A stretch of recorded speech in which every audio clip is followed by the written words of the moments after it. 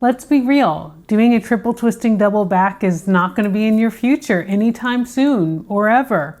But this is the one Simone Biles power move that you can absolutely do. Hi, I'm Brittany Rochelle and I'm an anger alchemist teaching you how to alchemize rage into concentrated power to live a magnificently melanated life. Today I'm talking about the greatest gymnast of all time, Time Person of the Year, ESPN Athlete of the Year, just the all-around amazing Houston's very own Simone Biles. And specifically the one power move that she's absolutely mastered, like all of the moves, that you can actually do. And this is prioritizing your mental health. Simone has said that your mental health is more important than any medal you can ever win. And there are so many people talking about how one of her greatest moves, and the thing that she may be remembered for the most, is her ability to prioritize herself, to choose herself and her own mental health over anything else. And I think specifically as melanated people, this is one of the most revolutionary things that we can do. So often living in a colonized industrial world that was often literally built on oppressing people who look like us, we can see ourselves as units of production, of people who have to produce, and our only value is in terms of what we can give to others, and honestly becoming as close to white as we possibly can in terms of being the token person, respectability politics, exceptionalism, all of the things. And I think it fundamentally disconnects us from our inherent truth. It results in a lot of rage that, working with me, you can learn how to alchemize, but it also fundamentally hinders our mental health. So today I'm going to share with you 3 ways that you can prioritize your mental health the way Simone Biles has done and continues to do, and how you can do that even if you aren't a world-class gymnast.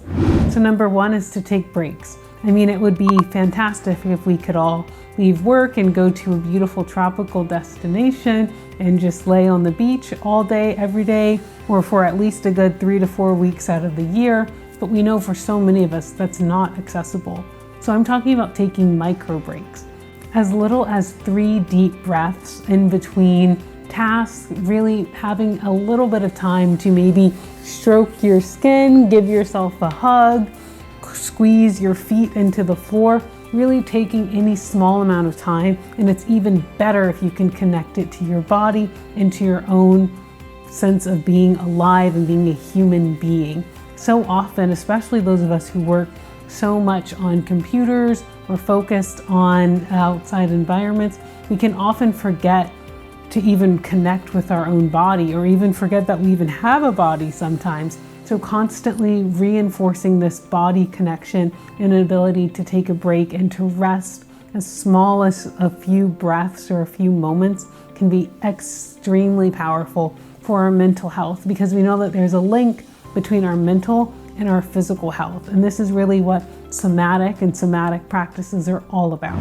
Number 2 is to stop multitasking whenever possible. And I know that it's not always possible, but it's amazing how much putting your phone on airplane mode for an hour and getting a task done can be so incredibly powerful and restorative for our mental health, because we aren't feeling completely exhausted and needing to manage so many different tasks. This can also be cutting out non-essential activities and people. For example, I would spend so much time and effort trying to get the perfect wig placement and laying my edges and do all the things in order to assimilate. And really those things for me did not matter. I could actually spend that time on how to better myself, better communication with others, really get to know myself and be able to transmit that to other people. It was such a better use of my time than trying to change ourselves or get ourselves to get the approval of people who really will never approve of us anyway.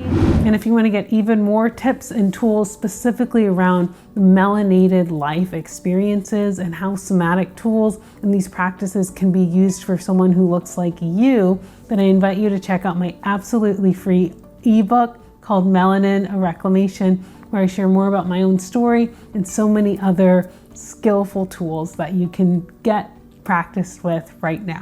Number 3 is to prioritize your own pleasure. I believe that pleasure is an incredible resource that all of us have available to us.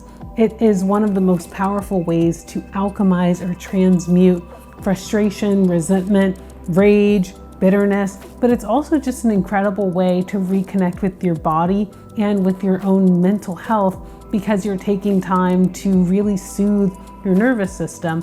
Having regular pleasure, be it sexual pleasure, the physical sensational pleasure of having an amazing silk cardigan, or wearing a warm fuzzy blanket that you love, or even playing with Play-Doh, can all really help us get back in touch with our body and connect our mind and body together, which so often can get disconnected so easily in our modern lifestyle.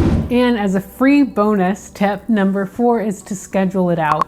I learned years ago that having a super long to-do list honestly kind of ensures that very few of those things will get done.